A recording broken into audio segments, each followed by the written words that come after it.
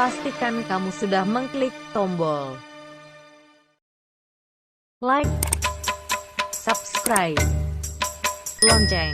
Ya Nabi salam هذا النبي الكريم وعلى آله وأصحابه ومن اتبع هداه إلى يوم الدين أما بعد أيها المسلمون أوصيكم ونفسي بتقوى الله فإنه قد فاز المتقون يقول الله تبارك وتعالى في كتابه الكريم أعوذ بالله من الشيطان الرجيم يا أيها الذين آمنوا اتقوا الله حق تقاته ولا تموتن إلا وأنتم مسلمون ثم قال في سورة أخرى وفي آية أخرى أعوذ بالله من الشيطان الرجيم ولا تخزني يوم يبعثون يوم لا ينفع مال ولا بنون إلا من أتى الله بقلب سليم.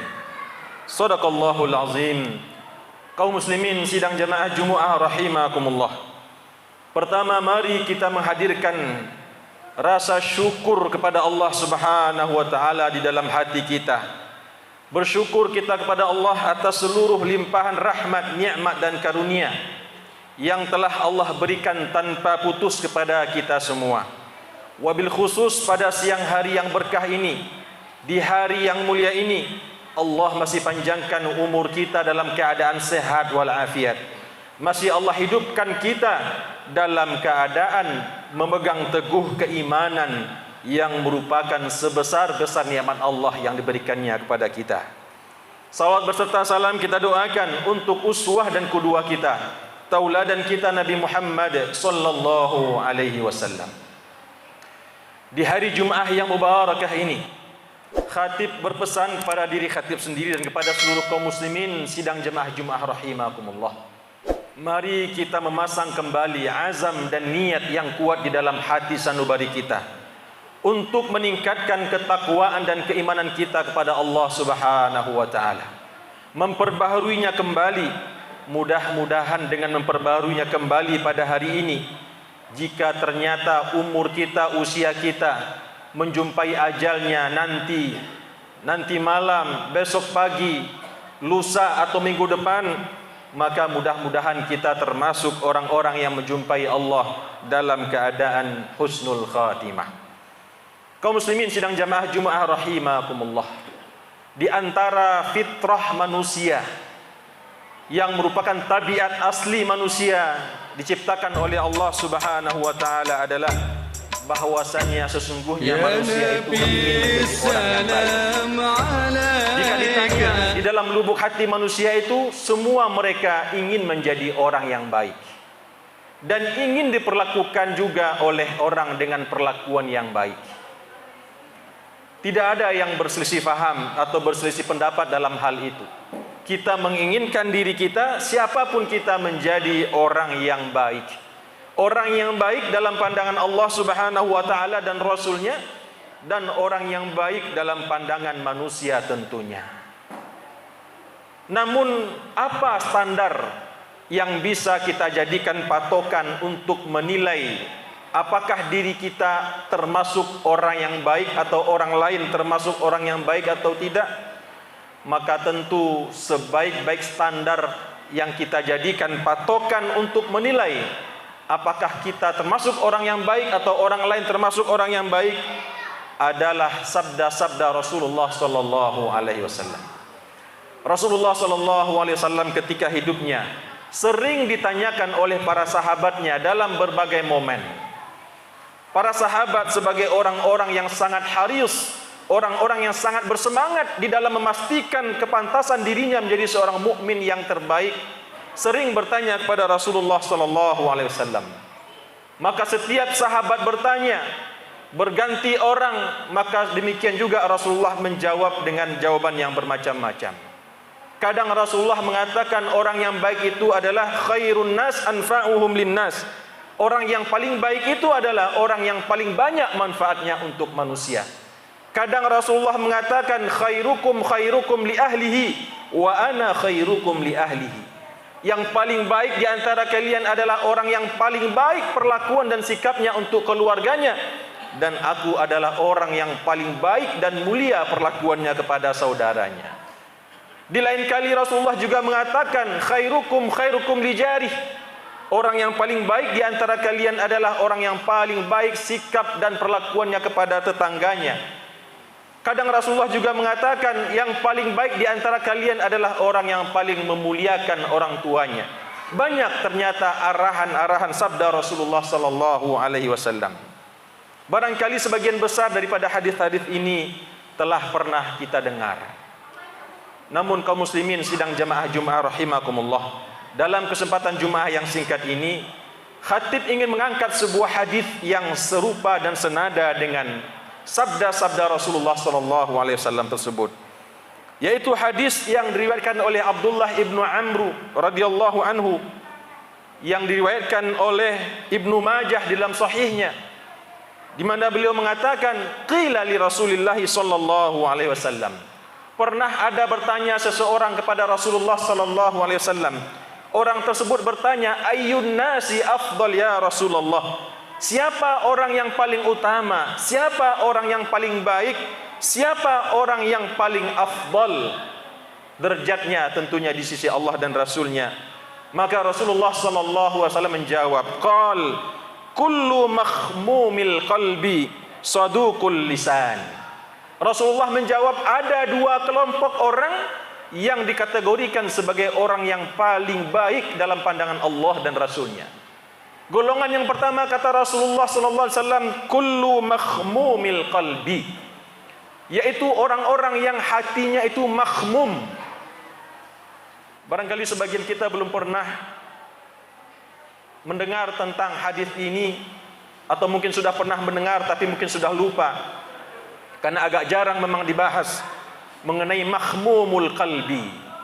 Orang terbaik yang pertama Rasulullah katakan adalah kullu makhmumil qalbi, dan yang kedua kata Rasulullah saduqul lisan, orang yang jujur lisannya, orang yang jujur perkataannya. Saduq di sini diartikan sebagai orang yang sangat jujur, bahkan saking sangat jujurnya tidak pernah kedapatan berbohong walau sekalipun.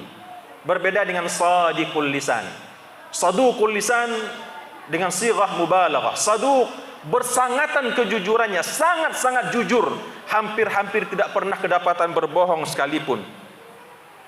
Qalu, para sahabat kemudian bertanya, ya Rasulullah, saduqul lisani na'rifuhu. Kalau kategori kelompok orang yang kedua, yaitu saduqul lisan, kami mengetahuinya Rasulullah. Saduqul lisan, kata para sahabat, kami tahu dan faham siapa yang dimaksud dengan saduqul lisan. Saduqul lisan adalah orang-orang yang senantiasa menjaga lisannya, lidahnya daripada berkata-kata bohong. Dia tidak pernah kedapatan berdusta kepada manusia, dan tentunya juga kepada Allah Subhanahu wa ta'ala. Dia selalu menjaga perkataannya agar senantiasa jujur. Bahkan saking jujurnya dia digelar dengan saduqul lisan. Ini yang diajarkan oleh Rasulullah sallallahu alaihi wasallam, wa huwa shadiqul wa'dil amin. Rasulullah sallallahu alaihi wasallam yang diberikan gelar shadiqul wa'dil amin, orang yang jujur di dalam perkataannya, di dalam perjanjiannya, dan sangat amanah. Bahkan salah satu di antara karakter beliau yang istimewa adalah sidik, yaitu jujur, dan beliau mencontohkan kejujuran itu dalam kehidupannya. Bahkan kaum muslimin rahimakumullah, saking jujurnya Rasulullah sallallahu alaihi wasallam dalam perkataannya, bahkan beliau tidak pernah berbohong sekalipun, bahkan ketika dalam keadaan bercanda atau bergurau. Dalam sejumlah riwayat diceritakan, Rasulullah sallallahu alaihi wasallam ketika sedang duduk-duduk dengan sahabatnya, tiba-tiba datang seorang nenek-nenek tua jompo. Beliau mengatakan, ya Rasulullah, apakah orang seperti aku ini layak atau bisa masuk surga? Kemudian Rasulullah menoleh kepada wanita tua yang sudah jompo tersebut. Beliau mengatakan, sayang sekali wahai nenek, di surga itu tidak ada orang tua, tidak ada nini-nini atau nenek-nenek peot seperti Anda. Kemudian Rasulullah berpaling kepada para sahabatnya kembali. dan ternyata nenek tersebut kemudian meninggalkan majlis Rasulullah, berpaling meninggalkan Rasulullah, dan terlihat air mata berurai di wajahnya.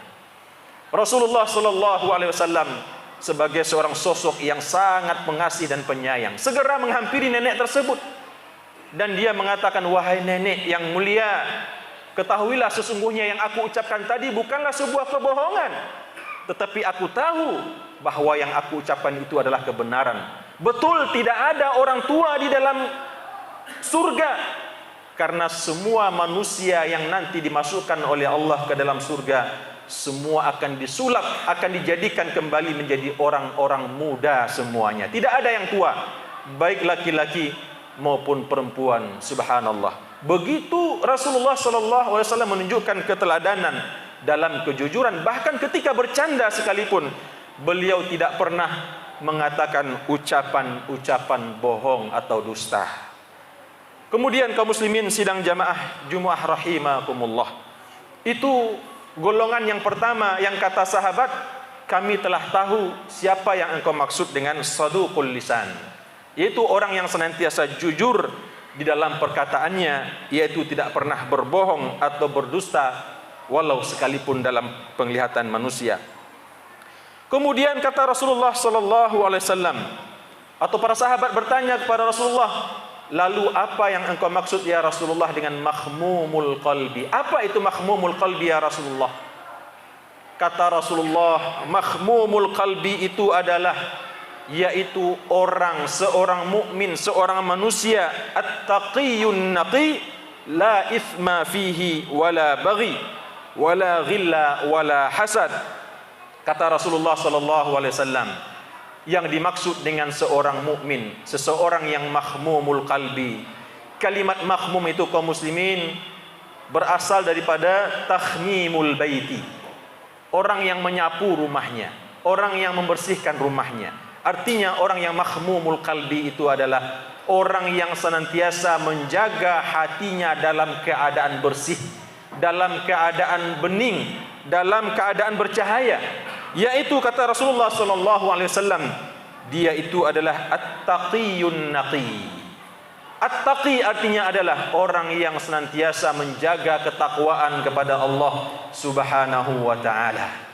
Orang yang senantiasa mengerjakan apa-apa yang Allah perintahkan dan menjauhi apa-apa yang Allah larang. Namun tidak sekedar menjadi seorang yang taqi saja, maka yang dimaksud dengan makhmumul qalbi itu harus beriringan dengan sifat yang kedua, yaitu an-naqi. Ada orang yang terlihat rajin solat sunat, rajin baca Al-Quran, rajin bersedekah, tapi sayang, sungguh disayang, sifatnya tersebut atau kebiasaannya tersebut atau sikapnya tersebut tidak dia iringi dengan sifat yang kedua, yaitu an-naqi. Dia tidak memiliki kepribadian yang bersih, dia tidak memiliki kepribadian yang indah menawan, yaitu dijelaskan dalam hadis ini orang-orang yang la ithma fihi wala baghi, yaitu orang-orang yang tidak menyimpan dosa dan kesombongan di dalam hatinya. Kemudian juga wala ghilla wala hasad, tidak menyimpan dosa, tidak memiliki dosa di dalam hatinya baik kepada Allah maupun kepada makhluk. Wala baghi, dan tidak memiliki keinginan sedikit pun untuk menzalimi manusia. Tidak punya sifat jahat di dalam hatinya, tidak punya sifat atau keinginan untuk mencelakakan manusia di dalam hatinya. Kemudian yang ketiga kata Rasulullah, wala ghil wala hasad, dia tidak menyimpan perasaan ghil dan tidak pula perasaan hasad. Kaum muslimin rahimakumullah, kalau hasad barangkali kita sudah sering mendengarnya, tetapi apa yang dimaksud dengan sifat ghil? Sifat ghil kaum muslimin rahimakumullah adalah suatu perasaan seseorang membenci saudaranya yang lain. Bahkan kebenciannya itu sangat berkecamuk di dalam hatinya, sehingga dia ingin melampiaskan kebenciannya tersebut untuk menimpakan mudarat yang sebesar-besarnya kepada saudaranya. Nauzubillah min zalik. Ini yang disebut dengan kalimat ghil, yang di dalam Al-Quran Allah mengajarkan kepada kita sebuah doa. agar kita terhindar daripada sifat ghil ini. Rabbana la taj'alna fi qulubina ghillan lil ladzina amanu rabbana innaka raufur rahim. Ya Allah, ya Tuhan kami, jangan Engkau jadikan dalam hati kami ini sifat ghil kepada orang-orang yang telah beriman. Apakah mungkin seseorang menaruh atau menyimpan sifat ghil dalam hatinya kepada orang beriman? Mungkin, dan bahkan sangat mungkin. Dan ini yang telah terjadi bahkan pada zaman awal-awal agama Islam ini berjaya. Kita tentu ingat bagaimana peperangan antara Ali bin Abi Thalib dengan ibunda Aisyah, orang-orang yang paling utama, sahabat-sahabat utama yang dahulu berperang mengangkat senjata, saling menumpahkan darah, padahal mereka adalah orang-orang as-sabiqun al-awwalun, orang-orang yang memeluk Islam pada awal-awalnya. Ini adalah karena adanya sifat ghil dan dilarang oleh Allah Subhanahu wa taala. Dan sifat ghil itu dilarang terus sampai kepada kita hari ini, kaum muslimin rahimakumullah. Dan kaum muslimin rahimakumullah, seiring atau menjelang akan kita masukinya nanti perhelatan akbar demokrasi, yaitu pesta pemilu 2024, sifat ghil ini akan semakin kuat dan akan semakin dahsyat dan memuncak di dalam hati kaum muslimin. Wal'iyadu billah. Kita akan melihat orang-orang yang sama kiblatnya ke Makkah Al-Mukarramah, orang-orang yang sama mensujudkan kening atau dahinya di tanah, orang yang sama-sama mengangkat tangannya ketika takbir di masjid. Namun ketika soal urusan pilihan calon, apakah itu presiden, anggota dewan, kepala daerah, maka sifat ghil ini akan bersarang di dalam hatinya. Mereka akan cenderung memusuhi sahabatnya yang lain. Mereka akan cenderung bahkan bisa jadi memfasikkan, bahkan mengkafirkan orang-orang yang tidak sama dengan pilihannya. Ini yang harus kita hati-hati kaum muslimin rahimakumullah. Boleh kita berbeda pilihan, boleh kita berbeda di dalam menentukan siapa yang akan memimpin kita kelak. Namun ketahui dan ingatlah kaum muslimin rahimakumullah, kita masih sama-sama hamba Allah. Kita masih sama-sama umat Rasulullah sallallahu alaihi wasallam. Kita masih sesama hamba Allah yang Allah mengatakan dalam Al-Qur'an, innamal mu'minuna ikhwah. Sesungguhnya orang-orang yang beriman itu adalah bersaudara. Jangan sampai nanti ketika waktunya datang, karena berbeda pilihan, karena berbeda cara pandang politik kita, kita kemudian memutus silaturahim, kita mengobarkan permusuhan di antara sesama kita, hamba-hamba Allah Subhanahu wa ta'ala. Kemudian yang keempat, kata Rasulullah, orang yang hatinya makhmum itu adalah orang yang tidak menyimpan hasad di dalam hatinya. Kalau ghil tadi diumpamakan sebagai orang yang menyimpan rasa kebencian, permusuhan di dalam hatinya kepada saudaranya seiman, seakidah, maka hasad ini dalam level yang lebih rendah, tetapi sangat berbahaya kaum muslimin rahimakumullah. Memang orang yang hasad tidak menginginkan orang yang dihasati sampai mati, sampai celaka. Dia hanya menginginkan agar nikmat yang sedang diterima oleh orang yang dia hasadi tersebut hilang, sehingga dia tidak lagi hasad kepada orang tersebut. Namun hadis Rasulullah mengatakan, iyyakum wal hasad, hati-hati kalian terhadap penyakit hasad. Fa innal hasada ta'kulul a'mala kama ta'kulun narul hatab. Sesungguhnya sifat hasad yang bersarang di dalam hati kita kepada orang lain, rasa dengki, rasa cemburu melihat nikmat yang diperoleh orang lain tersebut, dapat menghanguskan, menghabiskan, menghapus seluruh amal ibadah yang telah kita lakukan, sebagaimana api membakar kayu bakar. Wal'iyazubillah.